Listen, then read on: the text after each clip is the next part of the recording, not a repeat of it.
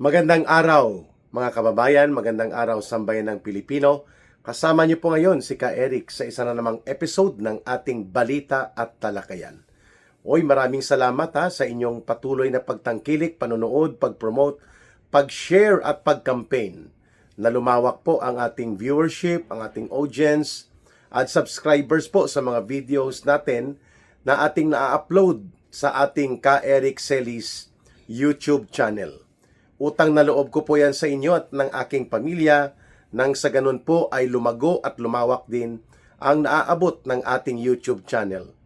Maraming salamat din po sa inyong pagsubaybay, pagtangkilik sa ating Ka Eric Celis or Ka Eric Jeff Celis Facebook account, sa mga posts na sinishare po natin at sa mga insights na atin pong nadidiscuss sa ating Facebook account. And of course, huwag po ninyong kalimutan ang ating Bigwas ng Agila.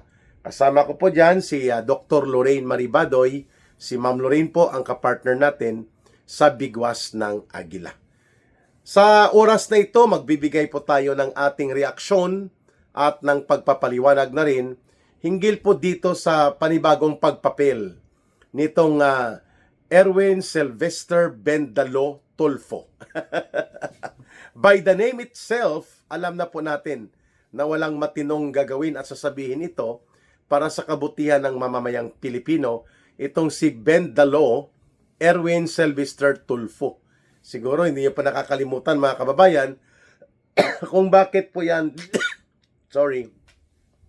tinawag na Sylvester, no? Kasi yan ay isa pa sa mga kaso na dapat papanagutin kay Erwin Bendalo Tulfo, ang kanyang American citizenship na questionably po ito, puno ng anomalya at namimiki ng pangalan. No? Hindi naman siya si Sylvester. Unless aaminin niya na ginamit niya ang fictitious name na Erwin Sylvester Tulfo na ito, no? Para makakuha ng US citizenship. No? But that's another point. Ang punto natin ngayon ay itong panawagan niya sa kanyang mga fellow senators na sinasabi ni Erwin Bendalo Tulfo na dapat daw ay wag pakinggan at wag bigyang halaga itong pagsisiwalat at mga pagbubunyag na ginagawa ng 18 new whistleblowers na mga dating sundalo. They were not all Marines, no? Ang 16 po ang nanggaling sa Philippine Marines, which is a unit under the branch of service ng Philippine Navy, ng Armed Forces of the Philippines. No? Ang isa, Philippine Army dati. At ang isa pa sa 18 na ito ay Army Reservist. No? Parang hindi siya regular force, pero reservist. No? Nagsisilbi din as reserve force sa Philippine Army. But they were all considered as the 18 brave new witnesses, or ang iba tinatawag sila na the 18 brave whistleblowers na mga dating sundalo. So ano po itong inilahad na naman nakabulastugan at palpak at sablay na pahayag ni Erwin Bendalo Tulfo? Sabi niya, wala tayong nakikita na bigat at halaga ng pagiging totoo sa mga salaysay na inilahad at inilalabas nito mga dating sundalo na ito na nagpapakilalang mga witnesses at whistleblowers. Kaya hindi dapat ito paniwalaan ng ating mga kapwa senador. Hello? Okay ka lang? Hindi pa nga kayo nag-iimbestiga diyan sa Senado. In fact, I think he is the vice chairperson of the Senate Blue Ribbon Committee. Itong si Erwin Bendalo Tulfo, siya po ay vice sa kay Panfilo Lacson bilang tagapangulo or chairperson ng Senate Blue Ribbon Committee. So ibig sabihin po, pareho ang kanilang paninindigan. Pareho po ang likaw ng bituka nila ni Ping Lacson at nila Tito Soto na putulin ang ano pamang pagkakataon at ilihis ang ano pamang pagkakaugnay ng mga salaysay na ito ng 18 new witnesses who were once a part of the security sector ng ating gobyerno nang sila ay mga aktibo pa noon sa Armed Forces of the Philippines at sila naman po ay napunta bilang mga detailed security staff and assistants to Saldico when Saldico was still a congressman at hinawakan niya ang mahigit 3 taon or almost 3 years sa Committee on Appropriations bilang inner circle sa sindikato nila Marcos at nila Romualdez. So itong si Bendalo Tulfo, atat na hindi niya mapigilan ang kanyang sobrang pagpapasipsip kay Marcos Jr. at kay Romualdez to the point na imbis na maging patas, maging bukas ang isipan at maging objective, no, na walang kinikilingan at papakinggan nila at idadaan sa proseso ng makatotohanang investigasyon ang mga nais ipahayag nitong mga former soldiers na ito na naging bahagi po ng mga basurero. Ito po yung reference term na ginagamit nila Saldico sa pagdi-deliver ng mga limpak-limpak, malimaleta, tuni-tunilada na salapi at mga kinulimbat na pera, tinatawag nilang basura. At itong mga detailed security staff and assistants ni Saldico ay tinatawag na mga basurero. So, kasi nga sila ay bahagi ng inner circle operations nila Ginoong Saldico at nila Marcos at nila Romualdez sa pagdi-deliver ng mga limpak-limpak, tuni-tunilada at mali-malitang mga pera. So, hindi pa nagsisimula ang investigasyon ay wala na silang ganang mag-imbestiga pa. Itong si Erwin Bendalo Tulfo at ang kanyang kabarkada na si Ping Lacson, na kapareho po nila Tito Soto, sila po ay nag-aakto more on the form of being special agents of Malacanang rather than senators of the Republic of the Philippines. Kaya sablay po, wala sa hulog at hindi sa interes ng mamamayang Pilipino, ito ang binabanggit ni Erwin Bendalo Tulfo na panghihikayat sa kanyang mga kasamahang mga senador na wag daw tangkilikin, wag daw bigyang halaga o pansinin pa itong testimonya ng 18 new witnesses. Hinggil po sa kanilang pagdudugtong ng salaysay doon sa mga naunang pahayag ng kanilang kasama na si Sergeant Gutesa na bigla na lang pong nawala, no? Bigla na lang itong hindi na mahagilap at may mga balita na ito ay pinagapang na nila Martin Tambaluslos upang hindi na makapagsisiwalat pa ng mga nalalaman niya hinggil sa operations ng mali-malita, tuni-tuniladang limpak-limpak na mga salapi na pinagdi-deliver sa kanila. But Gutesa was only there around 3 weeks lang ang kanyang participation. Simula po ng huling bahagi ng November 2025 hanggang huling bahagi po ng December or 2024 rather, hanggang sa huling bahagi ng December 2024. Yun po ang kaniyang mga participation, mga kababayan, nito ni Ginoong Marine Sergeant Gutesa. Pero itong mga nagsiwalat ng karagdagan na nagbubuo ng kwento ng mga salaysay din sa video na inirelease ni Ginoong Saldico at doon po sa mga snippets o mga sipi ng salaysay ni Sergeant Gutesa, nagdudugtong at tumutugma ang mga pangyayari, ang lugar, no, halimbawa Aguado Street. Ito ay nasa Malacanang Complex Compound. Malapit po ito sa Office of the President at dyan po ang nagsisilbing parang war room o ito po ang nagmi-meeting-meeting. Sila Romualdez noon at ginawa niyang opisina ito, kasama po sila Marcos dyan at ang mga senatorial candidates nila noong May 2025 elections at pati po ang mga taga-COMELEC. At makailang beses nag-deliver sa Aguado Street na binanggit din po yan ni Sergeant Gutesa before po siya nawala at hindi na nakakapagtistigo sa Senate Blue Ribbon Committee hearing, ay binabanggit na rin po ngayon ng 18 na mga new whistleblowers na ito. Subalit para kay Bendalo Tulfo, walang kabuluhan ito. Walang kabuluhan, ha?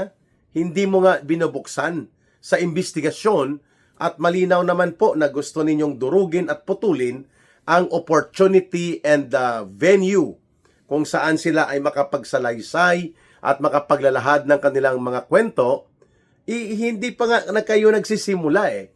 Nagdideklara na si Ping Lacson na magulo. Walang patutunguhan daw kung include ito sa Senate investigation sa Senate Blue Ribbon Committee, at hindi lang naman daw ito magulo lang, kundi circus. Kasi kailangan pa daw nilang busisiin kung ano-anong mga ebidensya ang hawak ng mga naturang 18 whistleblowers. My goodness, mga kababayan. Hindi pa nagsisimula ang malinaw na pag-iimbestiga. Ang nakikita ni Ping Lacson at nila Bendalo Tulfo na kanyang kasabwat ay ang mga bagay na negatibo na hindi pa nangyayari. And in fact, malinaw naman po na ang 18 Marines na ito ay nagpapahayag, or 18 former soldiers rather, na sila ay handang magpasailalim sa investigasyon at paglilinaw ng kanilang mga salaysay, lalo na po sa Senate Blue Ribbon Committee or even sa Senate Committee of the Whole, kung saan po ang Senado can be converted into an investigation body. Kung didesisyonan po yan ng mga mayoriya sa mga senador, they can do that. Pero hindi nila ginagawa dahil alam po natin, mga kababayan, that the criminal trails will lead to Marcos and Romualdez as the real masterminds and main principal conspirators kung bakit naganap po ang malawakang pandarambong at sistematikong pangungurakot sa kaban ng bayan, that only in the aspect of flood control projects, umaabot po sa 1.4 trillion pesos ang nawala, kinulimbat, dinurobo sa panahon ni Marcos at Romualdez in the last 3 budget cycles. At yan po ay nais patutuhanan, nais pong bigyan ng detalye ng mga 18 former soldiers na ito na ngayon ay handa na at nagsimula na maging witnesses and whistleblowers. Subalit po, nananawagan pa itong kulukoy na Erwin Bendalo Tulfo, wala yan. Huwag niyong patulan, mga kapwa ko senador, dahil yan ay isang bahagi ng isang grand design for political maneuvers. Totoo? Hindi ba ang nagme-maintain ng troll farms, ng mga keyboard warriors, ng mga tagapaghahasik, ng lagim ng disinformation, misinformation, fake news? Di po ba ang Malacanang ang may hawak nito? Hindi naman po ang mga 18 new whistleblowers na ito. O bakit, Erwin Bendalo Tulfo, ikaw ay takot na magkaroon ng revelations tungkol sa mga nalalaman nila sa operations ng mga delivery na ito? Delivery sa bahay ni Marcos Jr., dyan po sa may Forbes Park. Delivery sa bahay ni Martin Romualdez, dyan sa may McKinley Road, dyan sa may Manila Polo Club na townhouse or super townhouse, and many more ang pag-deliver kay Trillanes sa bahay niya sa Antipolo. Pinangalanan din po ito ng makailang beses na nagdi-deliver ng hindi bababa sa tag 10 million to 20 million pesos per delivery at higit pa, no, sa salaysay nitong mga former soldiers na ito, kay Stila Kimbo at pati kay Ping Lacson pala at Tito Soto. Sila ay nakatanggap din ng partida sa kinulimbatan na ito sapagkat doon dinideposito sa bahay sa Aguado Street na nagsisilbing political and campaign war room during the electoral campaign for May 2025 elections. Itong mga grupo ng like Ping Lacson, Tito Soto, kung bakit sila nagiging rabid attack dog ni Martin Romualdez at ni Marcos even inside the Senate, which is supposedly ang Senado, ang Senate Blue Ribbon Committee, ang tagapagtaguyod at tagapagtanggol ng interes at kabutihan ng mga ordinaryong mamamayan laban sa pang-aabuso at pagnanakaw ng mga nasa kapangyarihan. Pero ngayon, lumalabas pa na ang Senate Blue Ribbon Committee ang tagapagtabon-tabon, ang tagapagtakip ng katotohanan dahil natatakot sila na dumugtong papunta po kay Marcos at Romualdez ang mga iba-iba pang salaysay na maaari pong maipalabas kapag nagkaroon ng fair and objective na pag-iimbestiga hinggil sa revelations na ito ng ating 17 new witnesses. Sa tingin ko po ay walang maniniwala, but instead pagtatawanan pa ng kapwa niya mga senador itong ginagawa ni Erwin Bendalot Tolfo and even mismo ni Ping Lacson, dahil ang Senate Blue Ribbon Committee ay wala ng ribbon. Wala na ring committee dahil ayaw niyang i-perform ng tama nang naaayon sa tamang proseso ng pag-iimbestiga every time po na may pumapasok na mga usapin ng katiwalian at abuso sa poder, kapangyarihan at pondo ng gobyerno. The Senate Blue Ribbon Committee should be a ready assistant to the interests of the Filipino people para po singilin at papanagutin ang ganitong uri ng mga paglapastangan sa kapangyarihan at poder na tinatapakan na ang kabutihan mismo ng mga mamamayang Pilipino. But the Senate Blue Ribbon Committee has already been converted by Ping Lacson, by Tito Soto, and even by Erwin Bendalot Tolfo. Magkakasabwat po sila dyan na Senate Blue Ribbon Committee ay parang wala na po talagang saysay, wala ng kabuluhan, wala ng significance, sapagkat ang mga whistleblowers, ang mga testigo, ang mga nagbibigay ng salaysay laban po dito kina Marcos at kina Romualdez, pinag-iinitan nang sa ganun po hindi sila makakapagbigay ng buwelo ng mga salaysay nila. Ayun. So, pasensyahan na, Erwin Bendalot Tolfo, but you are on the wrong side of history.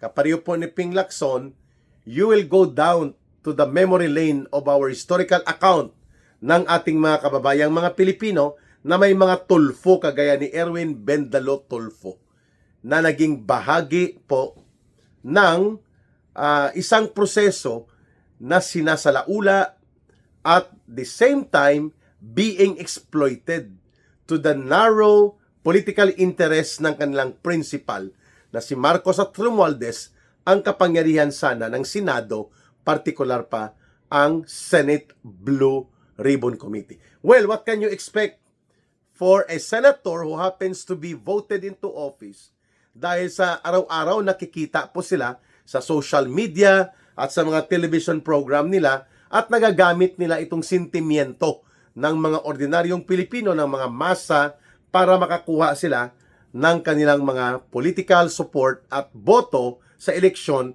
kahit pa na hindi naman talaga sila hinog, kagaya ni Rapi Tulfo at nitong Erwin Tulfo, that they are not really fitted to be senators. Pero nagagamit nila ang karanasan nila sa media at ang kanilang mga gulpi-digulat na operation.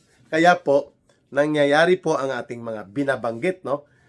Kagaya ng pakialamero na Erwin Bendalot Tolfo na nananawagan pa na hiwag daw pansinin at i-ignore instead na buksan ang Senate Blue Ribbon Committee or even better, ang Senate Committee of the Whole. No? So, wala yatang alam yan si Erwin Bendalot Tolfo kung anong ibig sabihin ng Committee of the Whole, no, ng Senado. Ibig sabihin po niyan ay ang buong Senado will listen and sit down in a formal investigation expanded among other senators, kahit hindi pa sa Blue Ribbon Committee, para ipagpadaloy at usisain ng buong katatagan at buong pagiging prinsipyado ang mga salaysay na maari pong makakuha tayo ng iba't ibang mga panig at bigat ng salaysay na ito kung nabubuksan sana ang totoong investigasyon. Eh hindi eh. Kaya naman po, si Erwin Bendalot Tolfo, mag-ingat-ingat ka po, Senator Erwin Bendalot Tolfo, sapagkat kapag dumating ang araw ng paghuhukom at paghahatol ng mamamayan, kasama ka po sa hahatulan ng sambayan ng Pilipino sa inyong pangungonsente sa mga taksil at ubod ng sinungaling at ubod ng kasamaan sa pagnanakaw na gobyerno ni Marcos at nila Romualdez. Maraming salamat po mga kababayan sa inyong pagsubaybay, pagtangkilik, pag-promote, pag-share, panonood at pakikipagkampanya na maipalaganap ang mga viewers natin at maabot ang mas maraming viewership sa mga videos natin na ito. At muli sa nagtatanong kung ano po ang ating ginagamit na line of support, GCash line number 0916-308-7710. Uulitin po ni Ka Eric, GCash line number 0916-308-7710. 1 peso po, 2 pesos, 5 pesos, 10 pesos will do. What counts and what matters most is not the amount but rather the purpose and sincerity of heart na makipagkaisa po sa ating advocacy laban sa abuso sa kapangyarihan, pagwabaldas, pagnanakaw sa kabanang bayan at pagsusulong ng totoo at tunay na mabuting pamamahala. Again, you can contact Langging sa numero na yon na binigay ni Ka Eric. 0916-308-7710. GCash line din po natin yan sa Bangon Sambayanan People's Movement. Mahalin po natin ang bansang Pilipinas. Walang ibang magmamahal nito, kundi tayo ring mga Pilipino. Para sa Diyos at sa Pilipinas nating mahal, muli maraming salamat. Bye for now. Ito po si Ka Eric.